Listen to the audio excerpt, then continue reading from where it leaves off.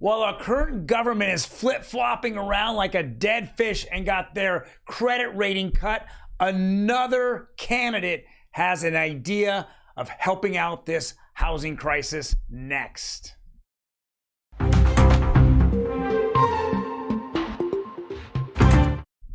Yes, you heard me right. There absolutely is someone that actually agrees with me out there. It's just not one person, but it is a movement. I think that's going to happen, and it's going to taking the U.S. by storm. Can't wait to talk about it. And we're also going to talk a little more in depth again about that credit rating cut. We knew it was going to happen. We already saw it happen once. Now it's Moody's, which is an enormous rating company, credit rating company out there. All next on Real Estate Daily. Welcome, everyone. My name is Troy, and every day we go over the latest news in real estate, housing, and the mortgage market. And now today, I'm kind of excited about it. We're seeing a fantastic week come to an end. We just saw interest rates drop about a half a point, just keep dropping, which is exciting. Of course, that if you're a bond and buying bonds, if you're producing bonds, you're not as happy, huh? Janet Yellen, not really happy that there's no real appetite for bonds out there. And there's a reason why. And after today,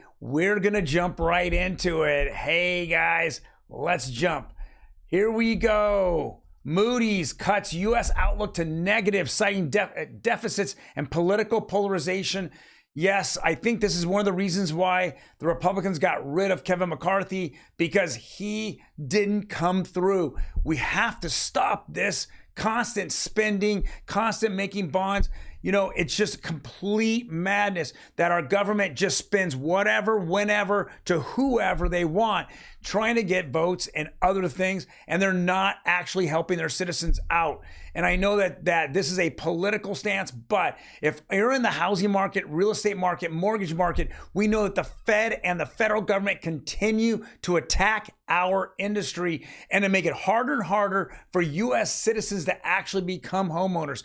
I had this conversation today with one of my clients. I told her, imagine if your parents didn't own a home and at the retirement age, they could sell that home and maybe move into a retirement 55 plus community. If they didn't have a house and they didn't have hundreds of thousands of dollars of equity, where would they go? They become renters and they would live on the poverty line. That's what a house does for most people out there. That is their wealth. It is their largest bit of wealth they'll ever have in their life. And because of that, it's so important to own a home.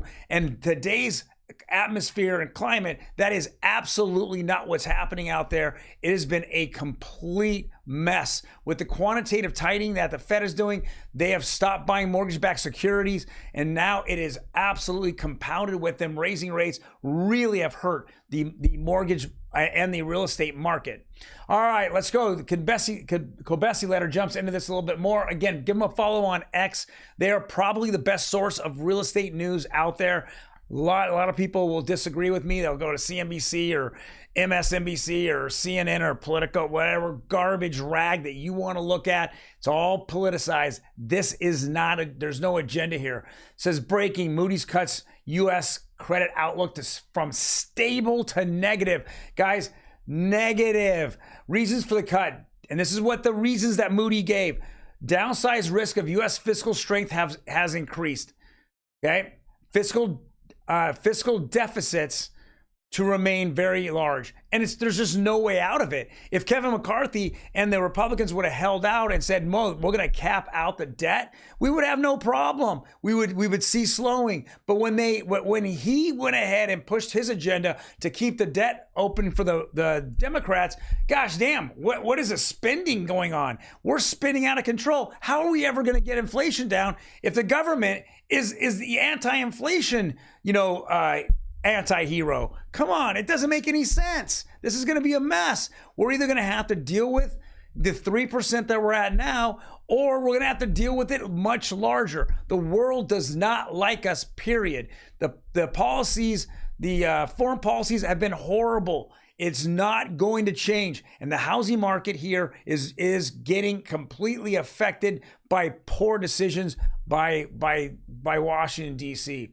Debt affordability to be significantly weakened. Can't afford a debt. The only way to afford the debt right now is to go ahead and inflate the dollar. It's been done over and over. When Nixon took us off the gold standard, then the Fed went berserk, right? They're able to go ahead and raise lower rates at tremendous levels. I mean, when you go to zero rates, okay, lending is free. Money is just free, right?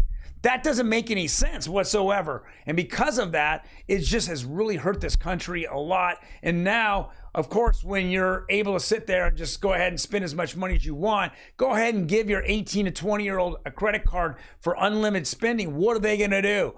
There is no responsibility to pay it back. Who gives a F about that, right? We'll figure it out later.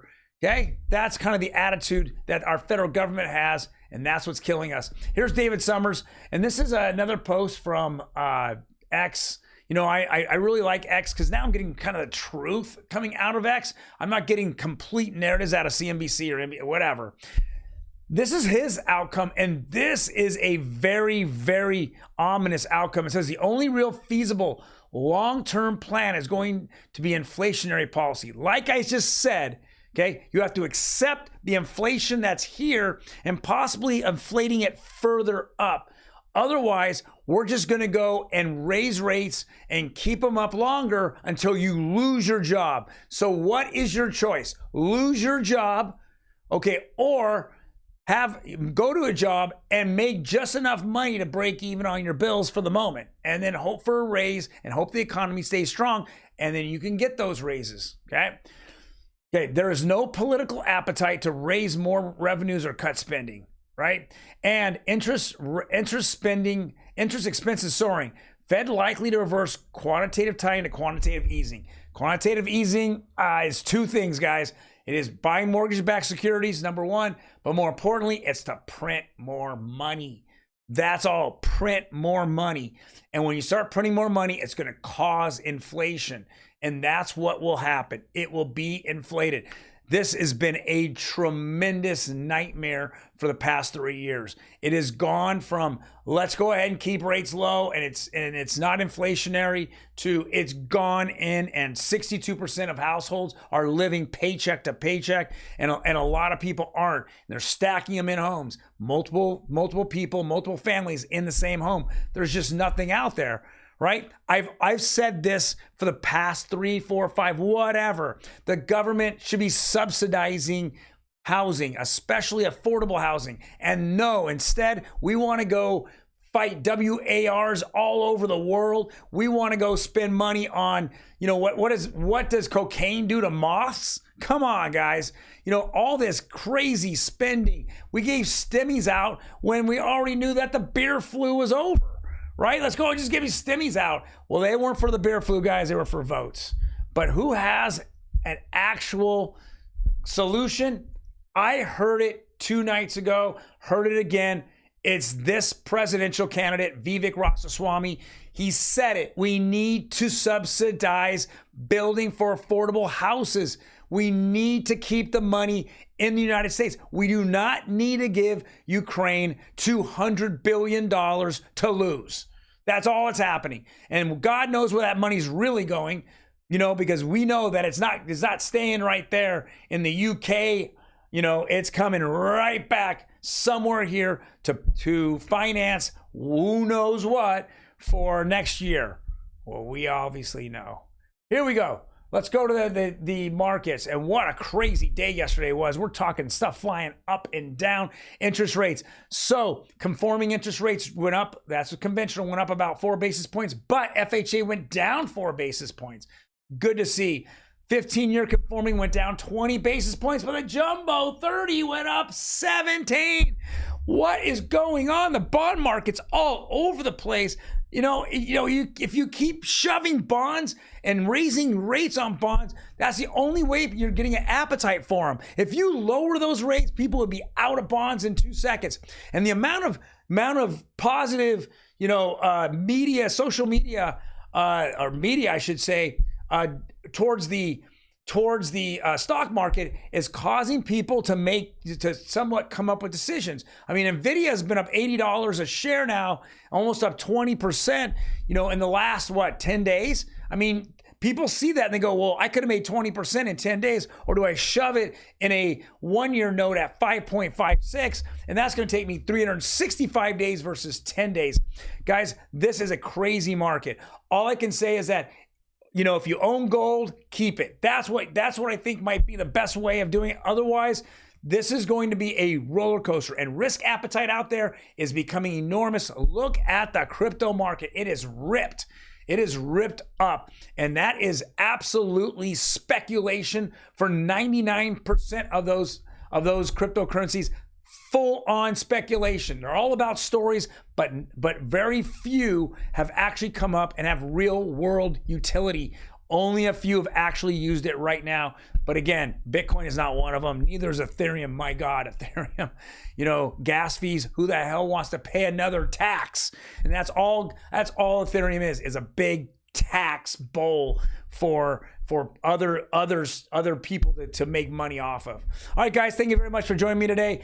Hey, have a fantastic weekend. I know temperatures are dropping here in Southern California, but you guys be safe. Take care. Out.